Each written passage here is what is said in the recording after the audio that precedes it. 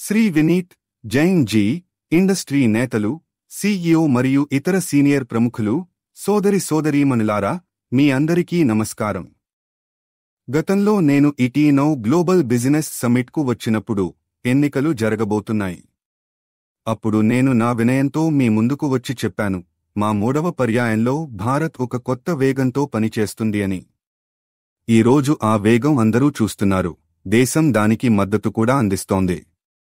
కొత్త ప్రభుత్వం ఏర్పడిన తర్వాత భారతదేశంలోని అనేక రాష్ట్రాలలో బీజేపీ ఎన్డీఏకు ప్రజలు ఆశీర్వాదం అందిస్తున్నారు. జూన్లో ఒడిశా ప్రజలు వికసిత భారత్ లక్ష్యాన్ని వేగంగా ముందుకు తీసుకెళ్లారు. ఆ తర్వాత హర్యానా ప్రజలు మద్దతునిచ్చారు. ఇప్పుడు ఢిల్లీలో కూడా మాకు అపారమైన మద్దతు లభించింది. ఇది భారత ప్రజలు వికసిత భారత్ లక్ష్యానికి అంకితమై ఉన్నారనే అంగీకారం. నిన్ననే నేను అమెరికా, ఫ్రాన్స్లకు చేసిన ప్రయాణం నుంచి తిరిగొచ్చాను. ప్రపంచ దేశాలు, గ్లోబల్ ప్లాట్ఫామ్లు భారత్పై విశ్వాసంతో ఉన్నాయి. ఇది పారిస్లో జరిగిన ఏఐ యాక్షన్ సమ్మిట్లో కూడా స్పష్టంగా కనిపించింది.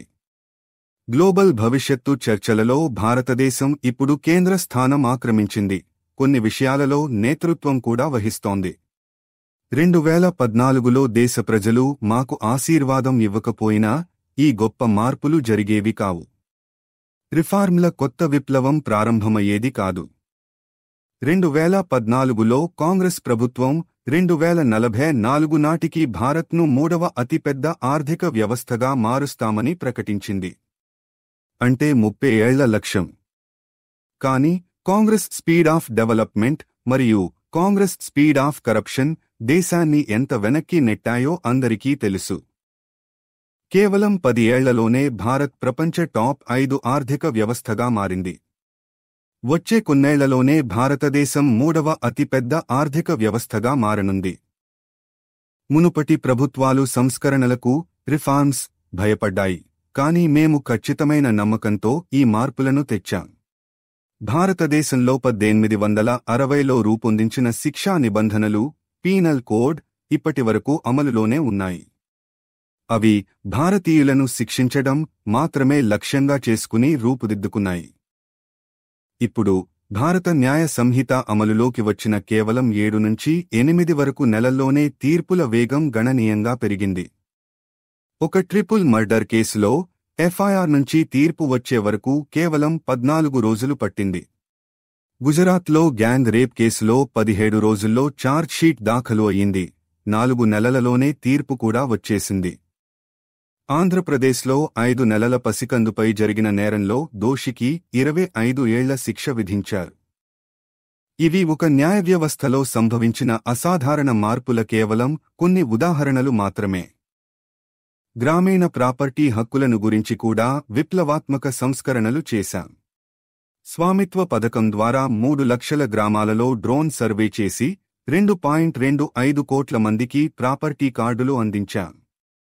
ఈ ప్రాపర్టీ కార్డులు ఒక 100 లక్షల కోట్ల రూపాయల విలువైన ఆస్తులను గ్రామీణ ప్రజలకు ఉపయోగపడేలా చేశాయి. ఒక ఉదాహరణ: రాజస్థాన్లో ఓ మహిళ తన ప్రాపర్టీ కార్డుతో బ్యాంక్ నుండి 8 లక్షల రూపాయలు రుణం తీసుకుని ఒక దుకాణం ప్రారంభించింది. ఇప్పుడు తన పిల్లల ఉన్నత విద్య కోసం ఆదాయం సంపాదిస్తోంది. ఇలాంటి వేలాది ఉదాహరణలు ఉన్నాయి.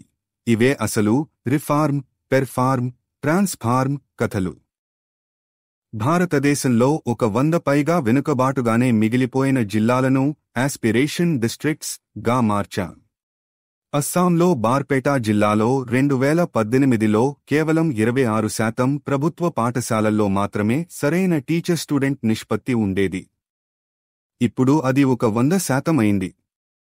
బీహార్లో గర్భిణీలకు పోషకాహారం తీసుకునే మహిళల శాతం 21% మాత్రమే.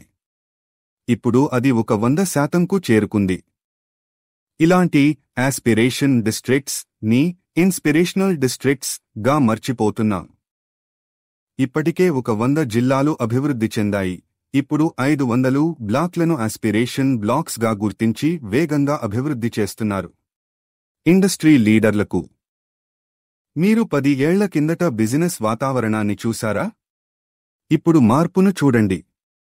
2014 నాటికి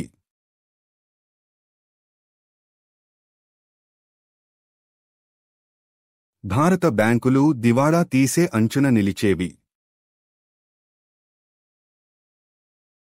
కోట్లాది మంది బ్యాంకింగ్ వ్యవస్థకు దూరంగా ఉండేవారు. లోన్ పొందటం చాలా కష్టమయ్యేది.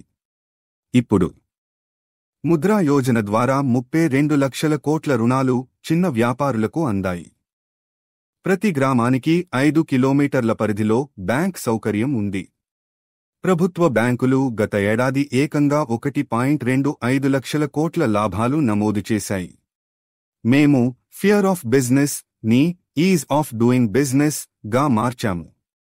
ఇది గత 10 ఏళ్లలో భారత్లో జరిగిన అద్భుతమైన మార్పులలో కొన్ని ఉదాహరణలు మాత్రమే. భారతదేశం కొత్త రీతిలో, కొత్త వేగంతో గ్లోబల్ లీడర్గా ఎదుగుతోంది.